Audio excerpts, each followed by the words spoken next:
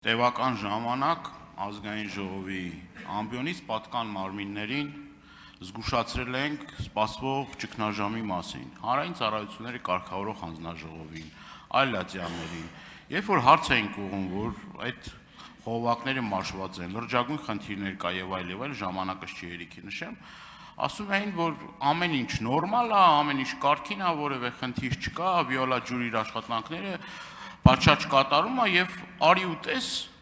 վիոլա ջուրը հայտարարում է, որ այդ ժամանակացույցի մասին մեծ վրդովմունք առաջացնում եւ տարածքային կառավարման նախարարը ժամեր հետո ասում է դե զանգեցինք, կարգավորեցինք կառավարության միջամտությամբ հրաշք կառավարության միջամտությամբ այլևս այդ ժամանակացույցը չի փոխվի եւ այլն եւ այսպես շարունակ։ Հիմա հարց Այդ ոնց է լինում, որ այդ տարիներով կուտակված խնդիրը մի հատ կառավարության զանգով դից կարգավորվում։ Արդյոք սա մանիպուլյացիա չի եւ հերթական խապկանքը չի, էլի, այսինքն ոնց է կարգավորվում, էլի այդ հարցին խնդրում եմ պատասխանեք։ Այդ կարան զանգեն եւ այդ խողովակաշարերը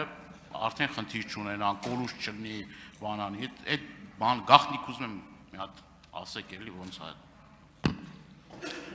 Շատ լավ։ Շնորհակալ եմ, պարոն Դանիելյան։ Չէ, մանիպուլյացիա չկա, գաղտնիք էլ չկա, ես արդեն նշեցի, ներդրումներ են արվում ենթակառուցվածքների արդիականացման, հիմնանորոգման ուղղությամբ եւ դրանց արդյունքում ունենալու ենք խնայված ջուր։ Երկրորդ գործոնը, որը կարևոր դեր է խաղալու, հայտնաբերված նոր ջրաղբյուրներն են, որոնցից մոտավորապես 200 լիտր վարկյան ծավալով ջուր կտեղափոխենք Երևան արագացված կարգով։ Գիտեք, եթե մենք նման նպատակ ունենայինք մոլորության մեջ գցելու մարդկանց, մենք չէինք ասի, որ այո թաղամասեր լինելու են, որ 17-ժամյա գրաֆիկ են ունենալու։ Չէինք ասի, որ այո կլինեն բարելավված ժամանակացույցով թաղամասեր, բայց այդ բարելավումը կլինի օրինակ 3 ժամվա, 4 ժամվա բարելավում։ Մենք կասեինք ժողովուրդ ջան, մենք ձեզ 24 ժամյա ջուր ենք մատակարելու։ Եվ կներեք, ով է եղել այն մարդը, որը ասել է, որ Հայաստանում ենթակառուցվածքները իդեալական վիճակում են։ Բոլորս գիտենք, չէ՞ որ սովետական ժամանակներից մնացած ենթակառուցվածքներ են։ Շնորհակալ եմ։ Արձագանք։ Ուրեմն այդ տեսանյութերներ կա, հուսով եմ առիթը կընձեռնվի ձեզ ցույց տալու, թե ինչ պատասխաններ են տալիս, այդ իմ պատասխանը չէ, չգիտեմ, հասցեատերը ես չեմ։ Հասցեատերը կառավարության անդամներն են։ Ինչ վերաբերվում է, ես շատ պարզ եմ հարց տալիս, այսինքն, եթե խնդիր կա, այդ խնդիրը պետք է ներկայացվի, եւ այդ խնդիրները պետք է լուծվեն, ոչ թե այդպես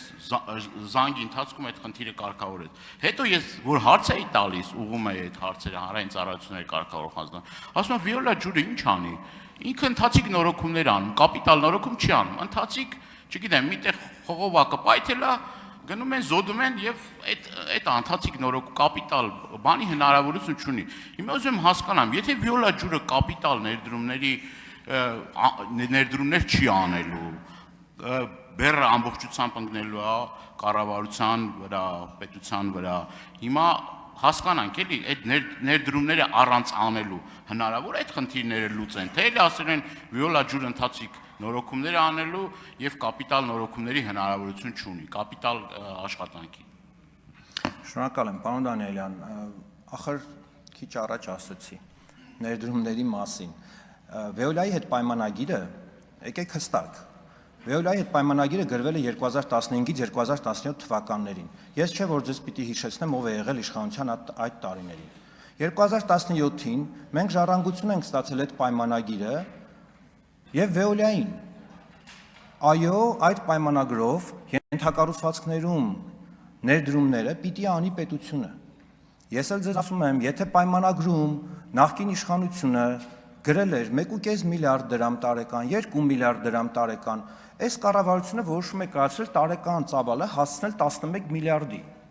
Հիմա ես ձեզ ասում եմ, 11 միլիարդ արել ենք, անում ենք 25-ից 26 թվականներին, 12 ամսյա հատված նայեք, եւ անելու ենք նույնքան 26-ից 27 թվականներին, էլի 12 ամսյա հատված նայեք։ Եվ դա շարունակելու ենք։ Այո, որովհետև պետությունն է կրում ենթակառուցվածքների արդիականացման պատասխանատվությունը։ Շնորհակալ եմ։